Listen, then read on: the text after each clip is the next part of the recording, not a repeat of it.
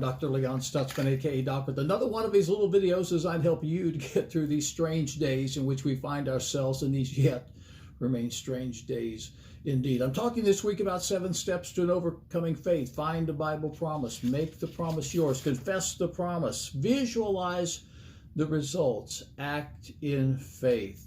We'll tell you a story in just a moment. Act in faith, resist doubt, and finally receive the thing that you have desired. This is the victory that overcomes the world, even our faith. I give you 7 steps to an overcoming faith. Now, let me tell you the story. Now, let me tell you a story that goes with it, because I've used this recipe for faith for the last almost 50 years now. I came onto it years ago, added to it, refined it, really made it mine. And if you'll make it yours, you'll find that remarkable things will happen in your life. I had 1963 Thunderbird. You may have heard me talk about it. On the way back from a ministry trip, it caught fire, and I left it there on I-35 southbound lane going into Dallas, Texas. We picked it up a day or two later, but it was almost beyond repair. Fixed it up a little bit, just enough to get it running, and realized I needed a new vehicle. So I got down and I began to pray. Ask and you shall receive. Find a Bible promise. Seek and you shall find. Knock and it shall be opened up unto you. Matthew 7:7. I begin to pray a Matthew 7:7 prayer. In my mind, I had it that I wanted a 1967 International Travelall. As I prayed, I heard a voice that said, "What do you want on it?" Think about that. And I thought to myself, what do I want on it? Well, I wanted it to be brown. I wanted it to have air conditioning. I wanted to have power steering, power brakes, automatic transmission, and a 304 cubic inch V8 engine, which meant I wanted a top-of-the-line 1967 International Travelall.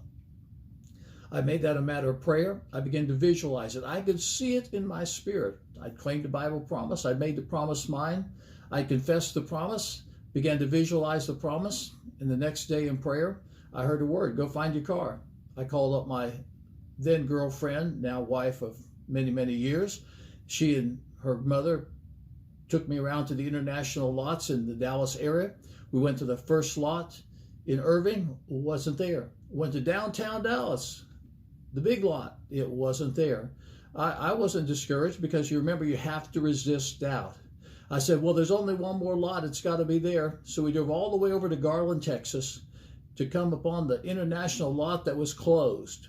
Does a closed car lot deter a 19-year-old Pentecostal preacher? Not at all. I climbed the fence because I knew that my car was there. I walked around the side of their office, and there it was, 1967 International Travelall Deluxe, brown with a white top. I found out later it had a 304 cubic inch V8 engine, power steering, power brakes, automatic transmission, and it had air conditioning. Not only did it have that, it had a power window in the back that raised and lowered from a little switch underneath the steering wheel, and I thought that was the best car ever. I laid hands on it, claimed it in the name of Jesus. We drove off. I went back the next day when they were open. They made a deal. They said, we just took that on trade the day before. We'll clean it up a little bit. It could be yours. They sold it to me wholesale, and I drove off the lot that day in a 1967 International Travelall, which I loved. For 3 weeks. After 3 weeks, I said, why did I want this vehicle? Which just shows your faith works. Sometimes it works in your favor.